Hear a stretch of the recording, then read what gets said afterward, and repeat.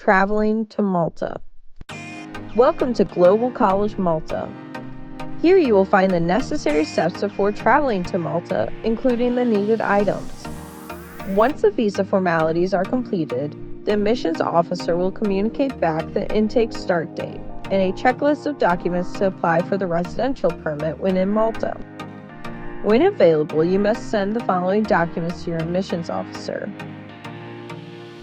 When packing your luggage, the following items are important: formal and casual wear, winter clothes including thermal wear, raincoat and umbrella, any necessary medicines including doctor's prescriptions, laptop, smartphone, and charging cables, travel adapters, electrical extension board for your devices, spices and items to cook regional foods, Forex card, debit, credit card for withdrawing cash as and when required.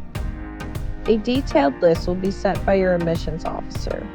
Safe travels and see you in Malta!